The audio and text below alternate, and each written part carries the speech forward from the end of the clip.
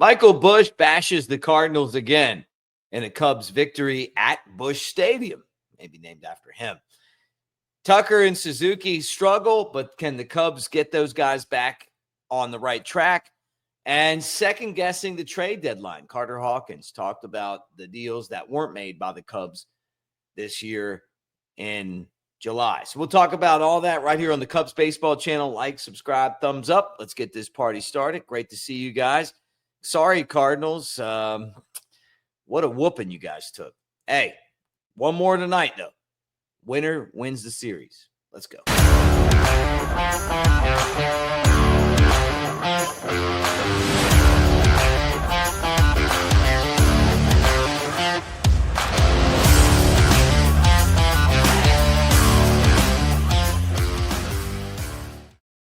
What do you say, everybody? Mick Gillespie, Cubs Baseball channel. Great to see you guys today, and thank you for being here at Broadcaster Mick on the socials, and we are talking Cubs baseball like we do every single day. All right, let's get into it right off the bat. How about Michael Busch? Against the Cardinals, it's like watching, it's like our version of Lou Brock. I mean, he just is killing it, and he does it again.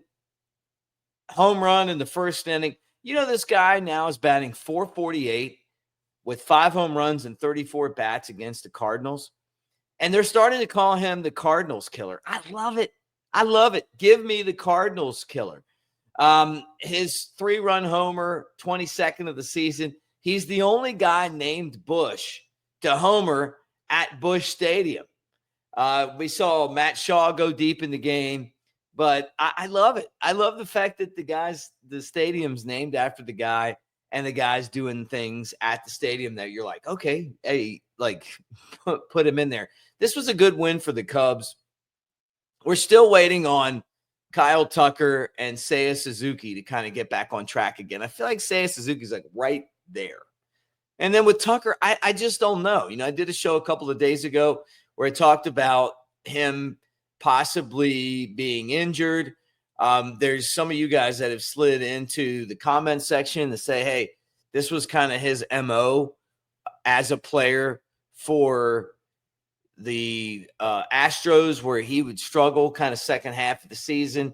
I just feel like ever since he jammed his finger in early June, he hasn't been the same player. He's still a formidable guy. Is this going to basically hurt his ability to get the big contract that we think he's going to get in the offseason? I think that's definitely something that could cause him some trouble there. So we'll find out. But for the Cubs, they've got to get him healthy. We talked about that before. Having him healthy is only going to help this team as they move forward. And you know, trying to catch the Brewers is noble. I hope they do it. I don't think the Brewers are going to continue on this clip for the rest of the season. The Brewers are red hot. But to me, it's not about the Brewers. To me, it's about getting everything lined up for the postseason. And the postseason's what matters, right? You got to make the playoffs. That's number one. But then after that, you got to win in the postseason. And we've seen Cubs teams that have rolled it off like Milwaukee's doing right now, get into the playoffs and lose. You know, 2007, 2008 come to mind right away. You want to kind of have that team, 2015, 2016 Cubs, even 2017, where you get into the playoffs and you're a tough out. And I saw Anthony Rizzo on the Johnny Manziel podcast, and it was interesting listening to him talk about the demand to win that Cubs team had in 2016. And I feel like, and I've said this before, that those guys left championships on the table. You know, we thought that they would really contend for more than one World Series. They got the World Series. And then he talked about like the pressure and how hard it was to be successful year after year after year, right? And now he's out of baseball, which is crazy to me, right? Him and Chris Bryant, Kyle Schwarber is an MVP candidate. Javi Baez is an all-star along with Schwarber. And then Rizzo doesn't have a job and KB's hurt, right? I thought that those guys and that Cubs team, the way that it was constructed, would have been contending for World Series year after year after year. And that's not what happened, you know. And part of it's when you won that World Series, you became such a legend, right? But it's a great podcast. I really liked his candidness. I love the fact that he said, hey, when I went to New York, I grew up. I always thought that he was immature, you know. I loved him, but I always felt like that. And when I heard him say it, I got it. You know, it's like, hey, you know, you come up, you do this, you do this, you do this, and then all of a sudden, you know, you get traded, and it's like the reality of life kind of hits you. But I like Rizzo. I always have, and then after that podcast, really like him. You know, even more, love him. You know, and everything he had to say. So you guys check it out. But the sad part to me is the window that those guys had, right? And the fact that we only got one World Series out of them. Like, even if they had gone back and lost, would have been better than not going back at all. And you look at how talented they were. But just to kind of have things fall apart. And part of it was just bad luck. And, you know, some of it was the rotation, but he also talked about the trade deadline, and it kind of related to what we saw here. And he's like, hey, 2016, we had the best team in the league, and then we go out and we get the best closer. And he was like, it was like, for that club, it was a shot of adrenaline, you know? And he said, and then in the other years, they didn't really get that. And I feel like this year they really didn't do much at the trade deadline. And, you know, but at the same time, you don't want to give up your future. And I don't feel like the Cubs are the best team in baseball. I think they're good. But back then they were. And he was just, you know, Anthony Rizzo talking about how he felt like that really kind of uplifted the team. Now, Carter Hawkins talked about to ESPN this trade deadline. And basically what he talked about was how you're competing with teams to get players at the trade deadline, and how hard it is when you see those teams get really good players at the trade deadline. And then he's like, you know, those decisions that are made over the course of a week or a month take a lot of discipline. And at the same time, you know, you're giving up your future for right now. And they kind of wanted to stick to the approach that they've had, and that's to build internally, right?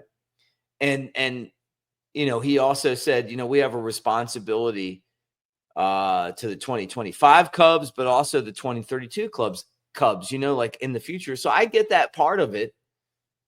The deal to me at the trade deadline is you want to get better. You don't want to give up your franchise to do that. How many of you guys, though, feel like the Cubs are a trade or two away from being a World Series champion, like they were in 2016 or 2017 or whatever, you know? And to me, like, I've seen a lot of you guys that are like, I don't think they're that close. I think they could beat anyone on any given day. But the consistency that it takes, like when you look at this team, right, and you put them on in a short series against the Padres, the Phillies, the Dodgers, right? The pitching doesn't line up to me where I'm going, okay, they're a shoe-in. You know, you don't have Arrieta and Lester and Lackey and Hamill and Hendricks or whoever, right? You just don't. Like, you got Boyd. We saw him today, or yesterday. You got, or a couple days ago. You got, Shota, and then after that, you're just kind of like, I mean, Colin Ray got the win yesterday, but I mean, how comfortable are you in a short series knowing that Colin Ray is your third best pitcher, and that's kind of where I'm going. Okay. How much are you willing to give up here because of, the thinking that this team's a World Series team, right? Or can you build towards the future, right? And they made some deals, but, obviously these aren't the type of deals that you feel like are going to get you to the World Series. I mean, one guy's Michael Soroka's, he's already injured, and they're already admitting that not a great bet, right? Andrew Kittredge, immaculate inning day before, gives up 4 runs in the third of an inning. You know, I mean, like, there's no Aroldis Chapman 2016s rolling out here. Now, I do like Willie Castro. I mean, I'm tell you that he's great, but we'll see what happens. Like, at the end of the day, if the Cubs go 500, the rest of the season they're going to make the playoffs, and then what are you going to do with that opportunity? And that's the thing to me when I look at this team. I'm like, okay, what are they going to do when they get that opportunity in the postseason? And so that's the big question that all of us are kind of asking and wondering right now. Guys, you tell me what you think. Would you have liked to have seen the Cubs do more? Are you feeling like they didn't do enough at the deadline? Would you have liked them to trade? Some of you guys call, like, hey, prospect clutching, whatever. I wonder to myself what they could have possibly gotten at the deadline. Could they have added a starter? Because nobody traded like starters that were controllable at the deadline. And it was Merrill Kelly was probably the best pitcher that went, and he went to Texas. Was Jackson Wiggins injured? And is that why the Cubs weren't able to pull off a deal and trade him away? Right. Because he's pitched one time since June 20th. So, all those questions I think they're fair questions. But you guys like, subscribe, thumbs up. Thank you for being here. We'll talk to you tomorrow. And look, Cubs play Cardinals tonight. It'd be a great Sunday night baseball game. Can't wait to watch it. And appreciate you guys so much for being here. But thank you, and go.